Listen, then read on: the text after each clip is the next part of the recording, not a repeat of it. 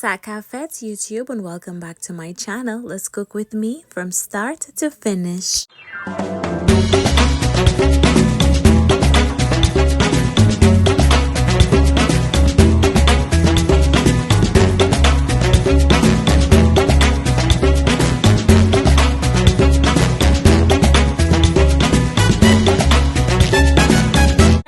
Darlings, it's so nice to have you back here in my kitchen for yet another amazing recipe. I'm so glad to have you here. Gonna start with making my rice and peas, and I've got my pink beans. This is what it looks like. Gonna soak it overnight for best results. It helps to shorten the cooking time. And yes, my darlings, go ahead and give that a good wash and make sure to drain that water off. I'm gonna soak it overnight, and then the next day I'm gonna go ahead and cook it for about an hour and a bit. Okay, sometimes you find it cooks quicker than others, but the way you'll know it's cooked is when you squeeze one of the peas in your hand and it crushes easily. Okay, so this is how we do it. Pop that into cook. Don't put no seasonings, no nothing in there. Just put it to cook and it will be good to go. Okay,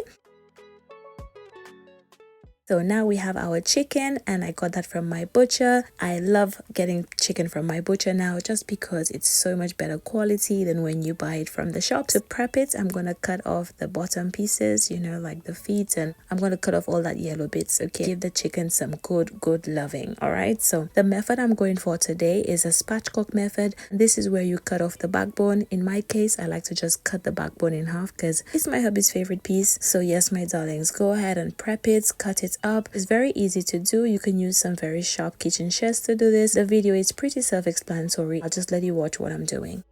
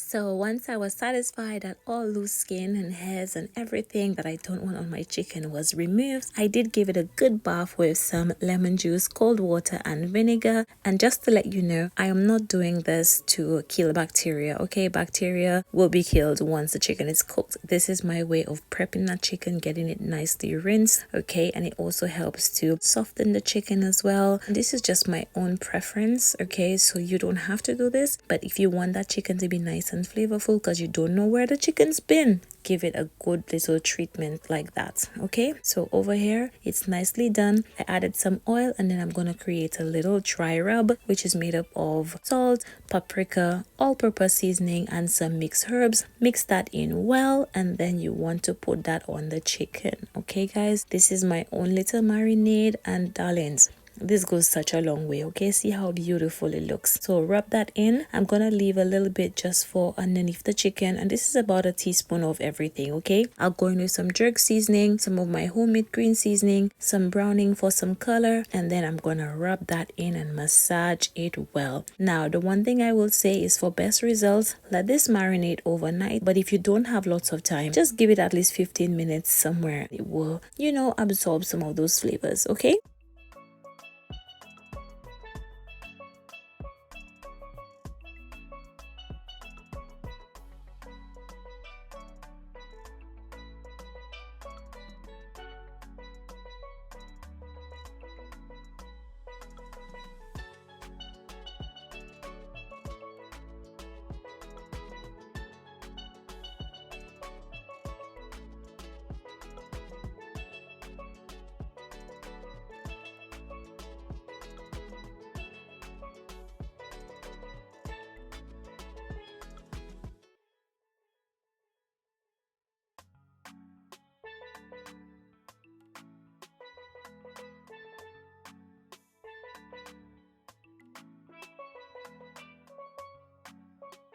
So this is my chicken looking amazing. I did preheat my oven to 180 degrees Celsius, and this jerk chicken is looking so good. I did rub off all of the leftover seasonings from the bowl on there, and guys, this looks so amazing. One thing about my whole chickens, they always look really, they always look really good. I'll pop it into bake, and then we're going to work on the mac and cheese. So in a pot, go in with a little bit of water and some salt. Once it comes up to a boil, add your macaroni. I'm only putting about 1 cup. I'll cook it according to packaging instructions, which is about 10 minutes, and once it's all cooked, we'll drain it off, and then we'll work on the cheese sauce. Okay.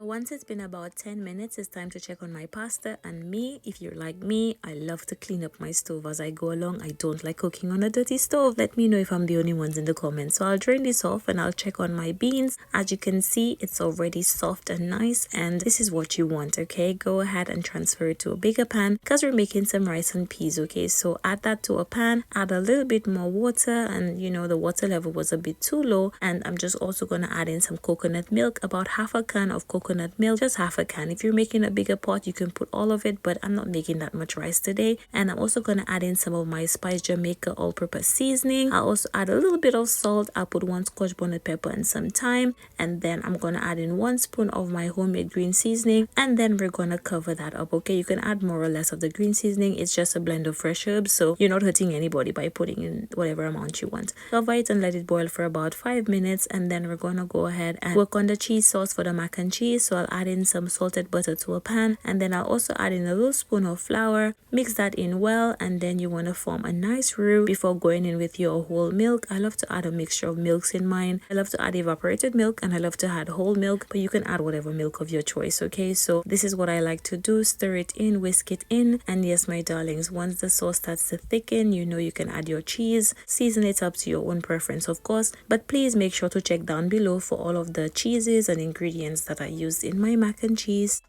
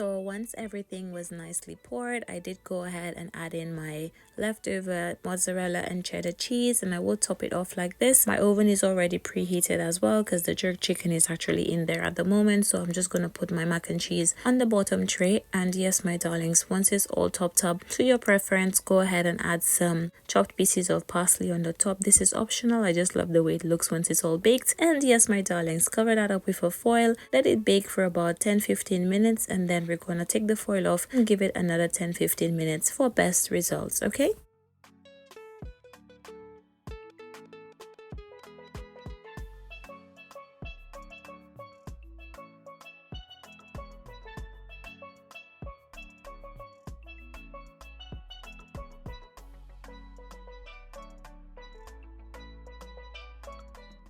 At this point, we're going to go ahead and add in our rice. So I'm going to go in with my jasmine rice. I'm only making about a cup of rice today. But remember, the ratio is always 1 cup of rice to 1.5 cups of liquid for best results. And I'm just going to give that a good rinse before adding it into my pot. And my pot has about a cup and a half of water in there. Well, a cup and a half of liquid in there. Add in your rice, mix that in well. And then you want to steam that on low for about 10 to 15 minutes covered, okay? I love to add a foil on the lid. That way it just helps it to steam down beautifully. And guys, this is already looking amazing. Okay, so go ahead and just cover that up. Make sure it's nicely sealed, nice and tight, and this will ensure that this rice gets cooked to perfection. Okay guys, this is what I love. Okay, so leave that on a side to do its thing, and then we're gonna go ahead and check on the chicken. We're gonna baste it up with the juices. Basting is where you take the juices that has been released from the chicken and pour it back onto it. That will stop it from drying out. Okay, and you know, jerk chicken is something that you don't want to serve dry because it's not flavorful at all when it's dry.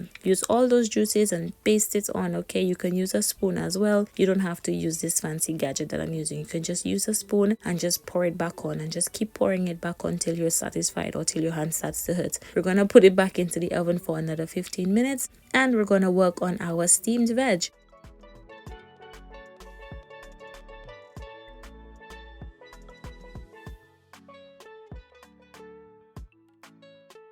So for my steamed veg, I'm using 1 bell pepper of each color. We also have this small piece of cabbage left over from the coleslaw that I did a couple days ago. So yes, my darlings, go ahead and slice up your peppers, slice up your cabbage, everything. And once everything is all prepped up, you want to wash it with some vinegar and some cold water, and then we're going to season it up.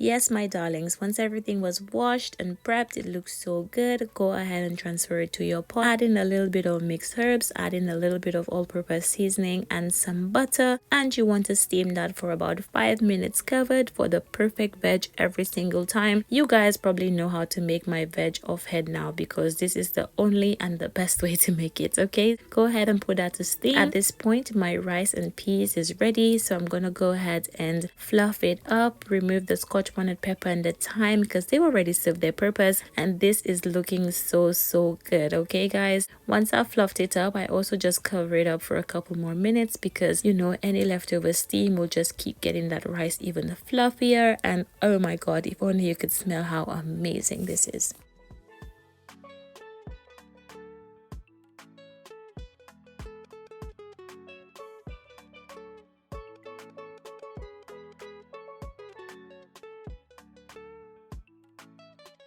in about 5-6 minutes, and my steamed veg is looking beautiful. I didn't have to add in any liquid to this, and it just looks so good. Yes, darlings, cover it up and turn it off. At this point, my mac and cheese is ready, and oh my gosh, look at how it looks. Do you like the middle piece or the corner piece? I love me a middle piece. My jerk chicken is also ready. I did go ahead and drain off the sauce at the bottom and add it to a pan with some ketchup, barbecue and honey, just to make a little sauce, because I personally love my jerk chicken dry. My boys love their little sauce. Okay, so I just have to give everybody what they want. So this is why I don't have that much sauce going on. However, if you want a big pan of sauce, you can also do that. Okay, so yes, my darling, sauce is ready, mac and cheese is ready, rice and peas is ready. We also have the jerk chicken. Everything is looking good, everything is looking nice. This is how we do a cook with me on a Sunday. I'm gonna go ahead and just cut into the mac and cheese just to show you how amazing it's looking. And guys, look at that, you cannot go wrong. This is the plate finally plated.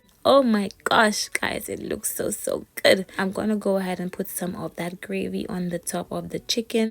This is optional, but oh guys, when you add the gravy on, it makes such a big difference. And you don't have to make it too wet, just a little something. It looks so good. Thank you so much for watching my cook with me. It's been such a pleasure having you here, and I can't wait to see you in my next one.